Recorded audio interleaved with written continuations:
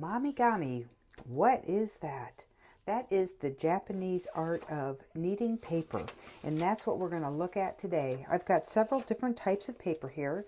This is from my last National Geographic Citrusolve session, and basically Citrusolve is put on any National Geographic page, and due to the ink there's a reaction and it creates these beautiful stunning pages by melting or simulating. It melts the ink, I guess. So I have one of these that I'm going to do today, so I've chosen this one. And then I have a scrap jelly print that I pulled. It's on a bit of a substrate that's heavy. And then this is a vector mandala that was done. It was hand drawn and then taken into Illustrator, printed on regular copy paper. This is a watercolor that I did and then made it into a seamless pattern, meaning it's repetitive on all four sides and can be used on fabric. The watercolor was then taken into the computer and I printed it out on regular copy paper. So we're going to use the lotion, the hand lotion version today. Momigami was way back into the ancient Japanese. It actually means kneaded paper. And what they've done traditionally was used kunakuyi starch, I believe. I'm not sure if I pronounced that right. I'm sorry if I butchered it.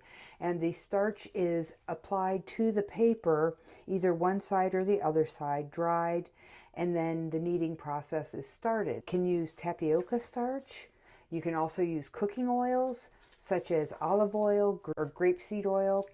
And I have not found that to be real. I don't know, it changed the color of the paper, the oils did, and it also added a slight odor. So the third option is the hand lotion, or some people use conditioner or shampoo, but I like the hand lotion. The hand lotion did well. It didn't modify the papers much, and it also made my hands nice and soft. So let's get started. Here is the National Geographic Citrusolve. This I took a photograph, printed it on just regular copy paper. I'm going to add a little bit of hand lotion to my hand. And what I'm going to do is I'm going to start by rolling in the corners to the center. So what we want to do here is by rolling the corners in, we're kind of protecting the corners and the edges as we start the kneading process. So basically I have hand lotion on my hand and I'm just slowly starting to knead in the paper. And then I will open it up ever so carefully. Don't want to tear it, don't want to really hurt anything of it. See here, we're starting to get the process. And the amazing thing is you'll notice when you first start out, it's kind of loud and rough and sharp edges, but the paper starts to become malleable and softer and more fabric-like, and that's what we want. Okay, there's no right or wrong. You just go by how you feel. What is it you're going to be using this for? You could use this for a book cover. You could use it for an envelope. You could actually use it for gift wrapping. I'm going to add a little bit more here, and I'm going to leave this one, set it aside, and I'm going to try now my jelly print. Put a little bit more lotion on my hands, rub it in, and start bringing these in here.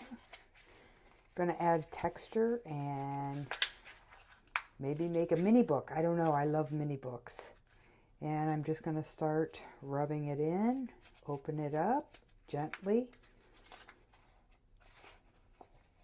and see how this works. This is a little bit of a harder, more dense stock. It's almost a cardstock. So I'm not quite sure how this will come out, but we'll just keep adding and rolling and kneading and see where it lands. Things that are nice about this paper is that you can sew with it. You could even put it to a fusible backing and make like a little tote bag. But the fun part I find is that I can make my own designs and just print them out, and it gives me a lot more flexibility. So This is really, hear it? That was really hard before. So I'm just going to go ahead and leave this one here off to the side. Now here is, again, this is just 20-pound copy paper, okay? Put a little bit more hand cream on and gather up these corners. Bring them in, start, hear it? See? It's a little loud. It's a little sharp. But as we knead it, open it up, it gets a little bit softer.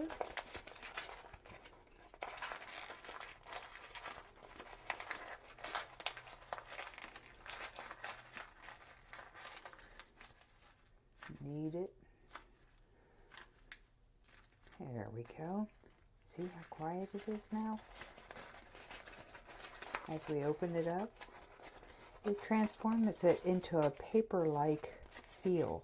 It's not, I mean a fabric. Doesn't take much. Doesn't take much at all.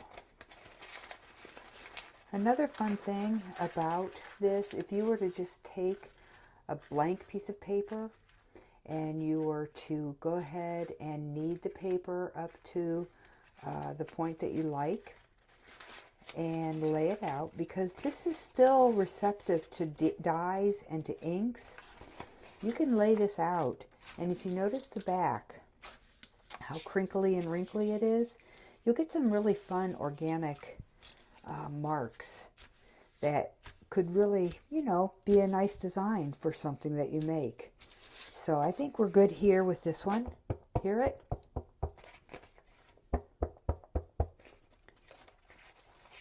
And see, you can make it into a nice journal cover. So there's that one. And then here again, this was a design that I did. I initially hand drew it, then took it into Illustrator and made a vector out of it and just printed it on my regular copier at home, my home printer. So again, get a little more hand cream, rub it in my hands, and oh, my hands are feeling so good. So here we go. Roll in the corners, start to roll it in, and again, real loud. Real loud. There we go. Open it up real gently. Again, it's all experimental. I wouldn't suggest starting off with a valuable piece of paper or design. I would experiment until you become familiar with what it is that you're working with, so that you're not ruining anything that's really expensive or important to you. So I would feel comfortable taking something that I value as far as a piece of paper that I love. I love paper, and making a new project out of it. Okay, this didn't take very long. See here? Hear it?